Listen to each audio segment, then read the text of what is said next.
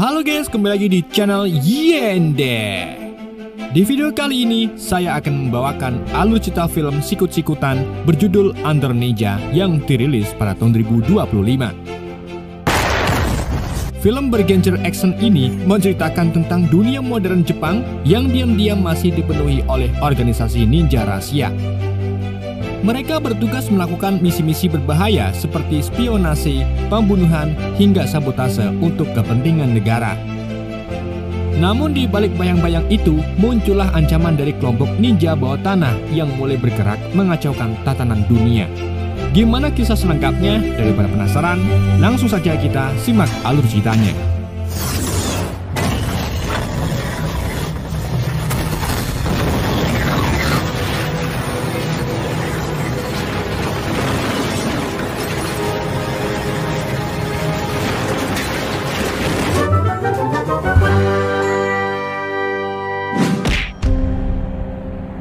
Film dibuka dengan kisah tentang kehebatan ninja Jepang pada masa Perang Pasifik. Kala itu mereka menjadi musuh paling berbahaya bagi sekutu. Bahkan Jenderal MacArthur hampir saja tewas di tangan ninja Jepang, andai saja kelompok ninja pro Amerika tidak segera datang menolongnya. Peristiwa itu membuat sekutu murka. Sang panglima tertinggi pun langsung memerintahkan pemerintah Jepang untuk menyerahkan daftar pasukan ninja sekaligus membubarkan seluruh organisasi mereka. 70 tahun berlalu, dunia justru diwarnai konflik agama, etnis, hingga terorisme. Di tengah situasi itu, jejak para ninja kembali terendus.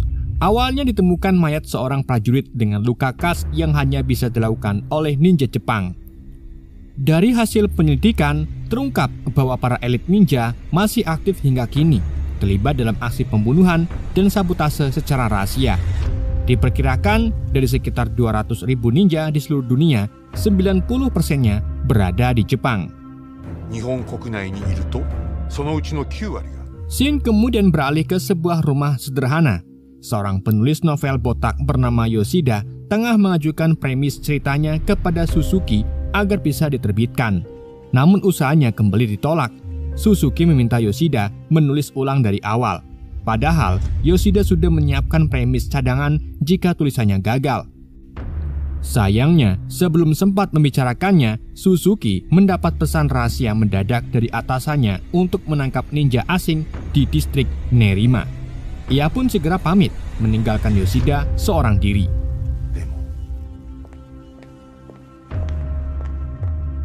Sesampai di lokasi, Suzuki berhasil menemukan ninja asing tersebut dan langsung mengejarnya. Namun ia malah mendapat serangan mendadak sehingga pertarungan sengit pun tak terhindarkan.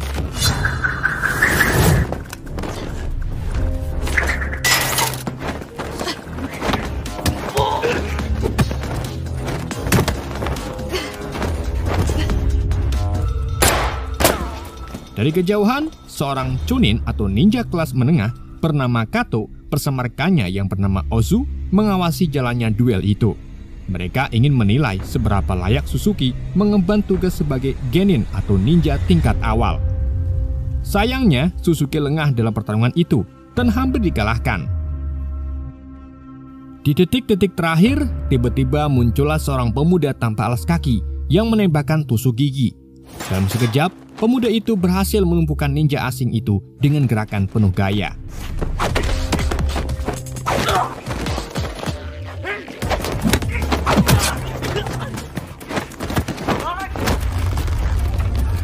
Meski begitu, pemuda itu tidak ingin menerima pujian maupun pengakuan, sehingga ia pergi meninggalkan Suzuki seorang diri dengan santuy.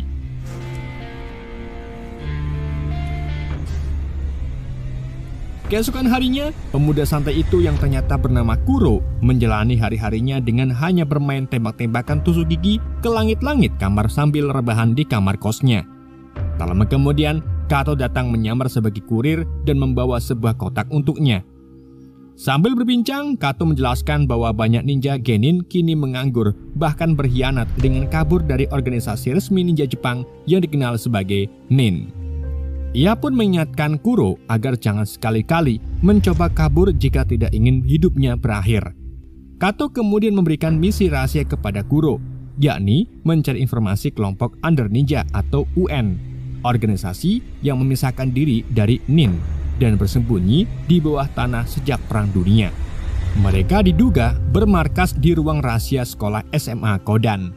Untuk mendukung tugas itu, Kuro diminta menyamar sebagai murid SMA Kodan. Segala kebutuhan sudah dipersiapkan, termasuk kunci jawaban tes masuk sekolah yang akan ditaruh Kato di lantai gedung sekolah. Di tengah obrolan, sebuah tusuk gigi jatuh dari langit-langit. Kuro berusaha menangkapnya, tetapi justru disalahpahami seolah ia menyerang. Untung saja refleks Kato jauh lebih cepat.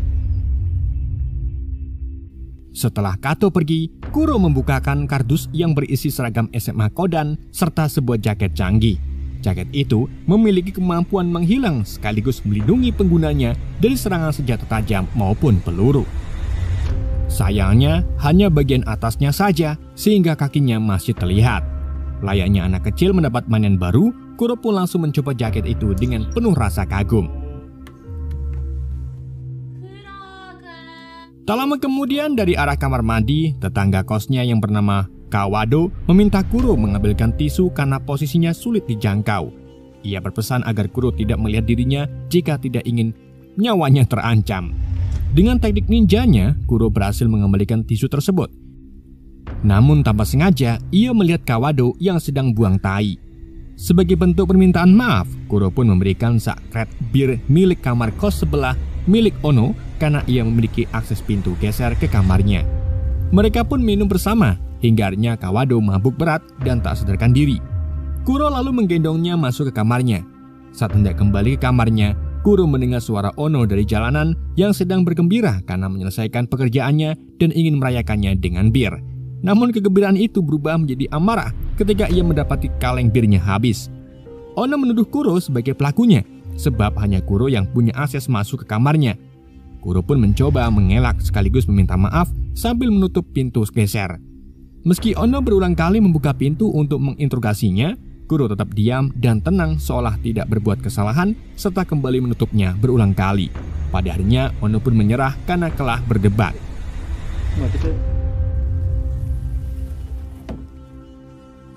Keesokan harinya, Kuro sampai di SMA Kodan, distrik Nerima, tempat ia ditugaskan menyamar. Di situ ia sempat bengong di gerbang sebelum ditegur oleh seorang gadis bernama Ayaka Noguchi karena menghalangi jalan masuknya. Mereka pun berdebat kecil soal alasan Kuro mengenakan jaket di musim panas. Belum sempat selesai, Pak Shinobu datang dan minta keduanya segera masuk ke kelas.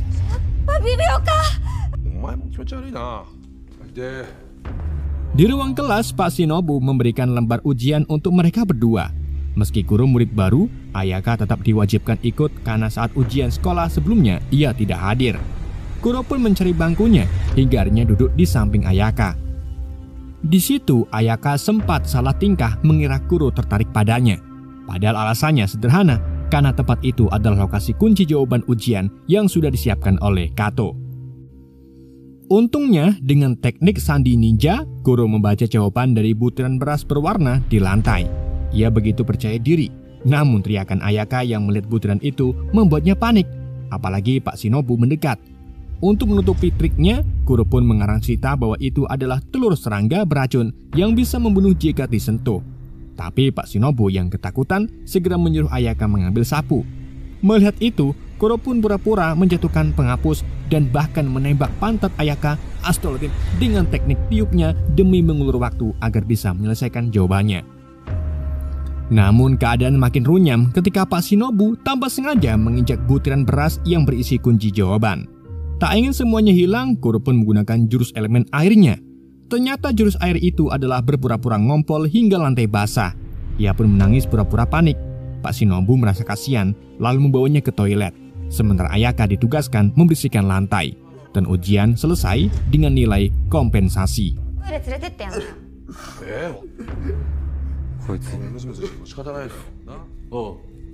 Sepulang sekolah, Kuro mengajak Ayaka pulang bersamanya. Bahkan ia mengundang Ayaka mampir ke rumah. Awalnya Ayaka menolak karena merasa tidak etis masuk ke kamar kos laki-laki. Namun rasa penasarannya membuat ia akhirnya setuju. Alih-alih masuk ke kamar, Kuro malah mengajaknya naik ke atap rumah yang ternyata pemandangannya lebih indah.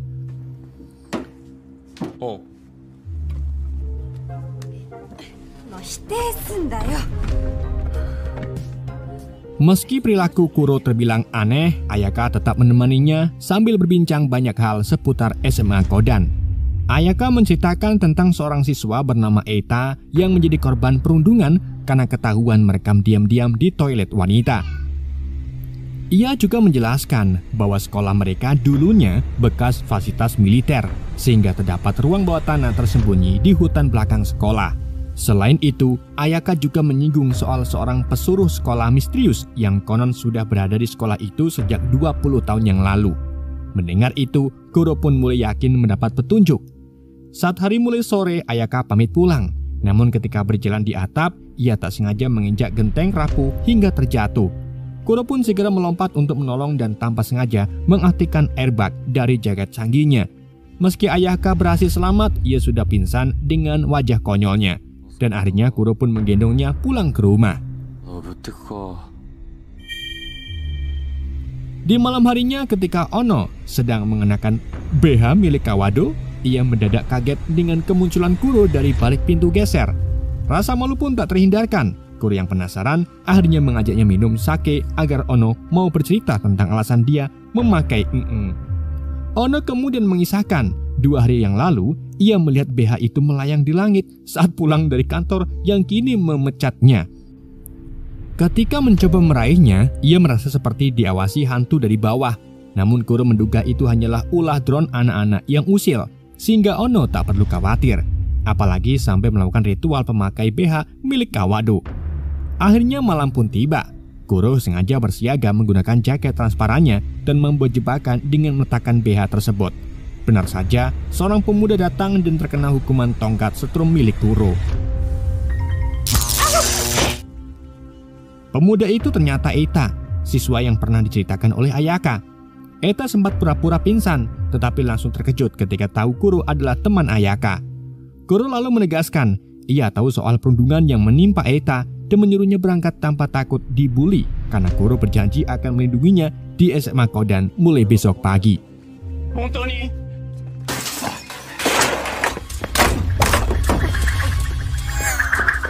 Keesokan harinya, Shin memperlihatkan seorang pemuda berlari dikejar oleh Shiruken. Seorang ninja berbalut pakaian transparan pun muncul. Ia mengatakan bahwa satu-satunya jalan bagi ninja yang kabur hanyalah bergabung dengan Under Ninja. Namun Saruta menolak sebab ia hanya ingin menguji kemampuan dirinya tanpa peduli peperangan Nin maupun UN, bahkan jika harus mati sekalipun. Dan pemuda itu pun harus mati karena menolak ajakan UN. Sementara itu, Yoshida tampak sibuk menulis novel. Yoshida awalnya menulis karyanya bertema sejarah, namun karena tak laku, ia kini mencoba menulis fiksi spekulatif. Setelah malam cukup larut, ia memutuskan untuk istirahat tanpa mengunci kamarnya. Hal ini ia lakukan karena beberapa tahun yang lalu, seorang ninja bernama Amane menodongkannya dengan katana dan menceritakan kisah 7 ninja melawan 200 pasukan di kedutaan besar. Yoshida diminta menuliskan kisah itu, dan sejak saat itulah banyak ninja lain datang menceritakan pengalaman mereka. Mulai dari menangkap pembunuh berantai dan memenangkan perburuan Air Max. Ninja-ninja itu selalu mengisahkan masa lalunya. Namun suatu hari, ada seorang ninja wanita yang justru bercerita masa depannya yang ingin memusnahkan seluruh ninja di dunia. Keesokan harinya, Kuro berangkat sekolah bersama Eita. Mereka singgah ke rumah Ayaka agar bisa berangkat bertiga. Ayaka pun terkejut melihat Eita. Sementara Eita juga tak percaya Ayaka dekat dengan Kuro. Dalam perjalanan, Ayaka menyinggung kasus Eita yang merekam di toilet siswi. Eita menjelaskan bahwa niatnya sebenarnya ingin melaporkan adanya penyadap, tetapi malah ia yang disalahkan. Mendengar itu, Kuro pun mulai waspada karena kehadiran penyadap di sekolah jelas mencurigakan. Sesampainya di kelas, Kuro memperkenalkan dirinya. Di sisi lain, Eita berjalan ke bangkunya namun dihadang oleh Azuma. Kuro tak tinggal diam. Ia membuat kaki Eita menginjak kaki Azuma.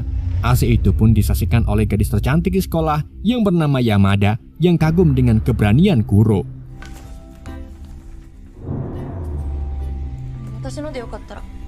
Tidak lama kemudian, laser merah dari boneka menyorot wajah Kuro. yang membuatnya keluar kelas tanpa memperdulikan gurunya. Di luar ia bertemu dengan Hachiya, ninja kelas Genin yang mengatakan seharusnya dialah yang menghabisi ninja asing yang bertarung dengan Suzuki. Namun karena Kuro muncul tiba-tiba, ia gagal menguji kemampuannya.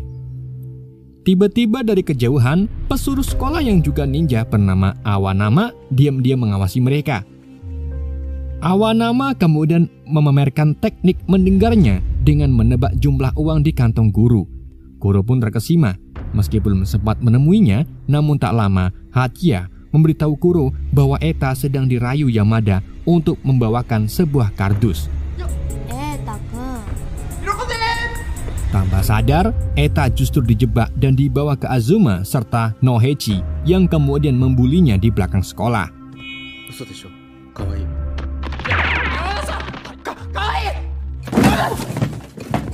Kuro pun segera turun dengan gaya ninjanya.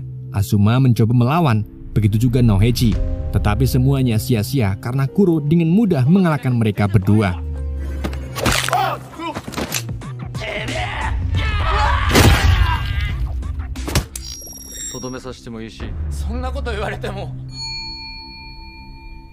Di sisi lain, Ayaka yang mulai menyimpan perasaan kepada Kuro merasa cemburu karena Sato terlibat akrab dengannya. Bahkan ia bertanya apa yang mereka bicarakan di kelas.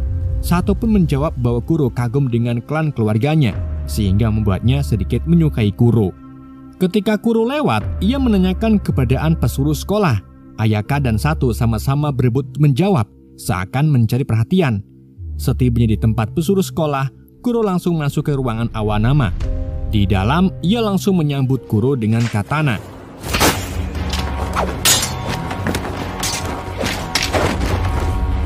Namun Kuro mengingatkan agar ia tidak bertindak gegabah, sebab sebuah alat canggih di luar angkasa bernama Ton telah mengarahkan lasernya kepadanya. Mendengar nama Ton, Awanama terdiam karena teringat alat canggih luar angkasa milik Nin yang mampu mengincar ninja di mana saja. Dan benar saja, dari luar angkasa, Ton menembakkan lasernya mematahkan katana Awanama.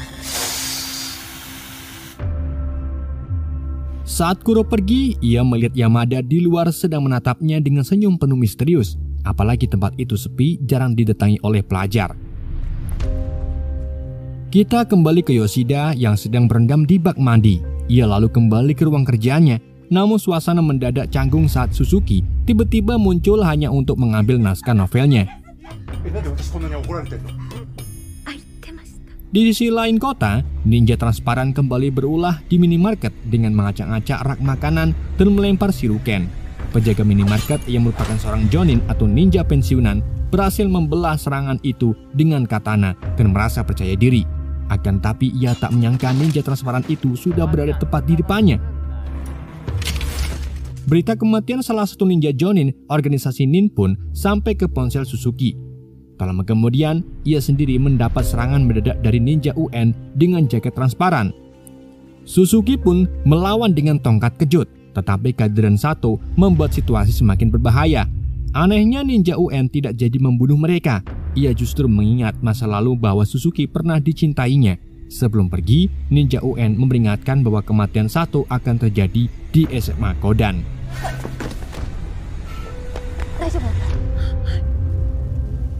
Keesokan harinya di sekolah, Eta yang mengagumi Yamada terkejut melihat hobinya yang aneh. Di saat itu juga Nohechi muncul membenturkan kepalanya lalu menyeret Eta ke tempat sepi. Alih-alih membalas dendam, Nohechi justru bersujud memohon agar Eta mempertemukannya dengan Kuro. Saat Kuro muncul, Nohechi mengutarakan ambisinya menjadi preman nomor 1 SMA Kodan dengan menantang legenda bawah tanah bernama Saemon Saburo. Awalnya Kuro tak peduli, namun karena terobsesi dengan klan langka Jepang, ia pun menerima ajakan itu sebab klan Saemon Saburo hanya tersisa sedikit di dunia. Malam harinya, Kuro meminta izin kepada Kato untuk pergi ke ruang bawah tanah SMA Kodan. Kato menyetujuinya sambil mengingatkan agar lebih waspada, sebab ninja transparan semakin merajalela meski sudah dilarang oleh pemerintah. Demi mengantisipasi sesuatu yang buruk, Kato pun berencana mengirim Suzuki dan Hayase ke sekolah untuk membantu Kuro. Sementara itu, Ayaka memilih masuk ke kamar ketika melihat orang tuanya tertawa menonton televisi. Saat terbahan, ia membayangkan masa depan bersama Kuro. Namun lamunannya buyar saat mendapati Kuro tiba-tiba muncul di depannya. Kuro memperingatkan agar besok ia tidak pergi ke sekolah karena sekolah akan lenyap. Dan benar saja, keesokan paginya, Asuma yang baru hendak memasuki gerbang sekolah mendadak tewas mengenaskan setelah kepelapannya ditebas oleh ninja UN. Di sisi lain, Ayaka yang semalam mendapat peringatan Kuro bertemu dengan Awanama dan menceritakan hal itu. Awanama menduga peristiwa besar akan terjadi, lalu menitipkan sebuah cincin untuk Kuro.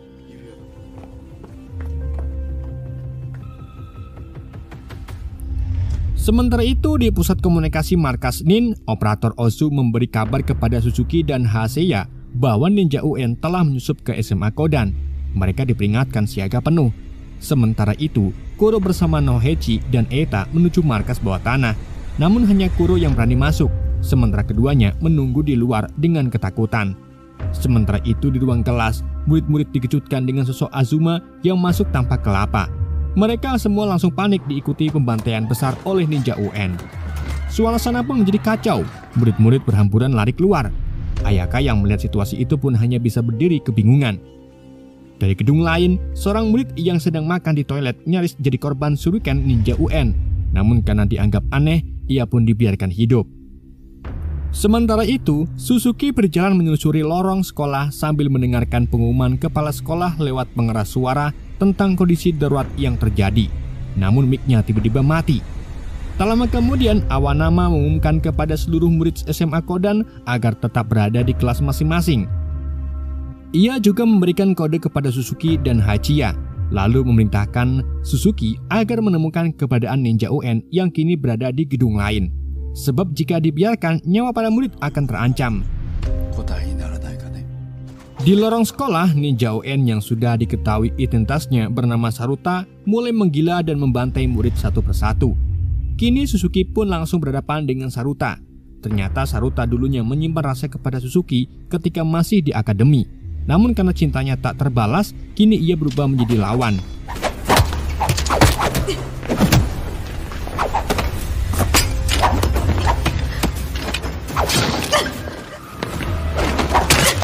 Suzuki pun terdesak, bahkan tandon kakinya terluka.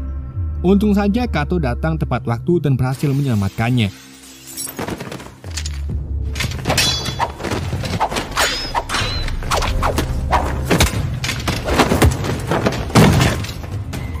Meski Saruta menghatikan mode transparan, Kato dengan cerdiknya menyiramkan sayuran ke tubuhnya agar mudah terdeteksi.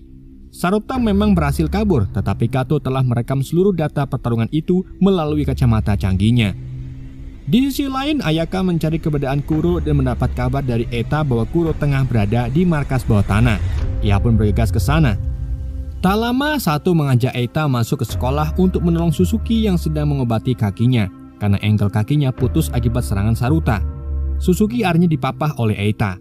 Sementara itu, Kuro terus melangkah menyusuri ruang bawah tanah hingga berhadapan dengan seorang ninja wanita dari ninja UN, yang tidak lain ternyata Yamada, si gadis polos.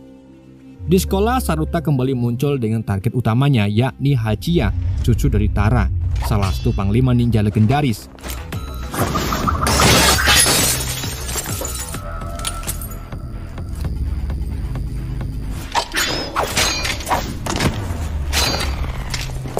Pertarungan pun berlangsung sengit hingga tubuh Saruta sempat terkunci oleh senjata Ton. Hachiya memang berniat bunuh diri untuk mati bersama Yamada, namun sebelum ditembakkan ia berhasil melepaskan diri. Sementara itu di ruang bawah tanah, Kuro langsung menyerang Yamada dengan bom. Meski serangannya mudah dihindari, pertarungan mereka pun berlangsung sengit dan jelas terlihat Kuro kewalahan.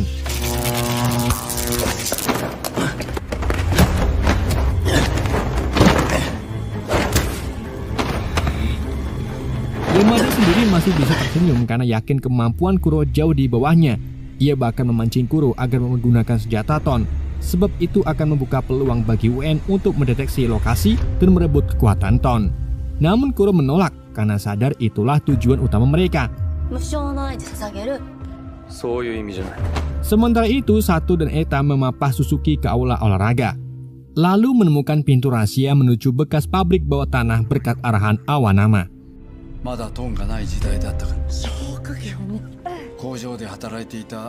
Suzuki menjelaskan bahwa tempat itu dulunya merupakan pabrik uang palsu ninja UN sekaligus lokasi eksekusi ribuan wanita dan anak-anak. Awanama membenarkan itu karena ialah satu-satunya orang yang selamat dari tragedi itu. Makanya sampai sekarang ia masih bertahan di situ sebagai penjaga makam tragedi mengerikan tersebut.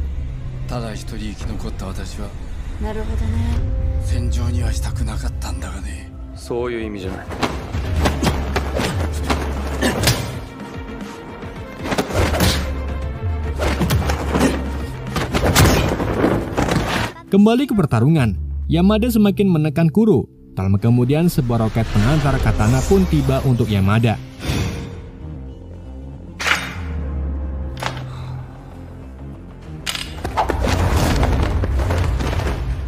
Sementara itu di luar angkasa, informasi hasil pertarungan Saruta dan Haichiya telah sampai ke satelit Nin.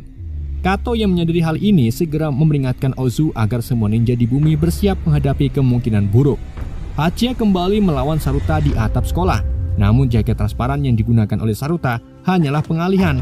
Ia nyaris menghabisi Haichiya dari belakang. Tetapi Sato segera datang dan menebas tubuh Saruta.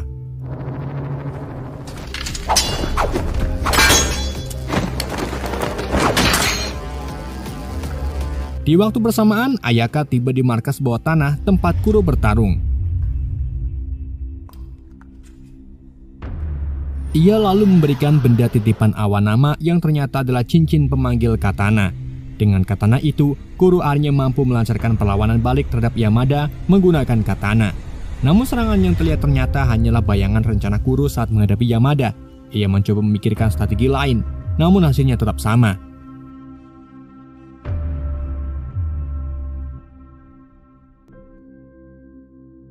Tanpa pilihan, Kuro pun akhirnya nekat menyerang meski sadar pertarungan itu bisa merenggut nyawanya.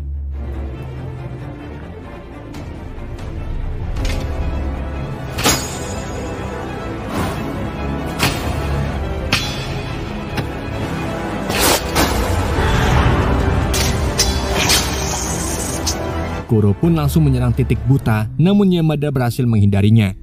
Akhirnya Kuro pun nekat untuk saling menusuk. Dalam detik terakhir, Yamada mengungkapkan tujuan sebenarnya, yakni menghancurkan SMA Kodan sekaligus menghapus kisah masa lalu dan memulai peperangan baru antara Nin dan UN. Tak lama setelah itu, Yamada pun tewas, sementara Kuro yang terluka parah meminta Ayaka meninggalkannya. Akan tetapi Ayaka menolak dan tetap berusaha membawa Kuro keluar. Di sisi lain, di markas Nin, para panglima legendaris panik saat mengetahui ninja UN telah menyusup ke satelit Ton. Tujuannya jelas, mengambil data sekaligus menguasai kendali Ton untuk menembakkan laser berskala besar ke SMA Kodan. Perintah untuk meletakkan satelit sempat dikeluarkan, namun ninja UN berhasil lebih dulu menguasainya, dan ledakan besar pun tak dapat dihindarkan.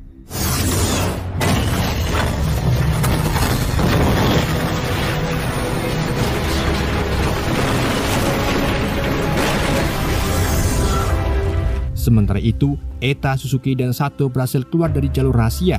Mereka mendapati SMA Kodan sudah hancur luluh lantak.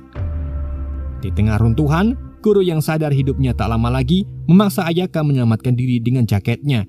Namun Ayaka menolak meninggalkannya, hingga hanya dirinya seorang yang berhasil keluar karena jaket itu memiliki airbag.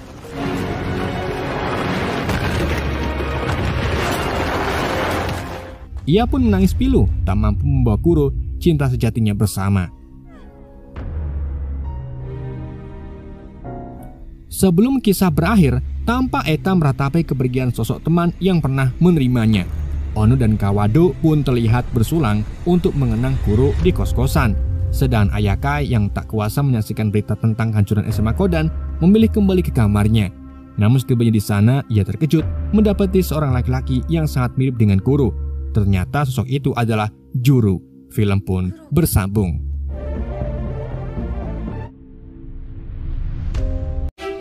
Oke guys, itulah alur cerita film Under Ninja. Semoga kalian terhibur dengan alur cerita yang saya bawakan.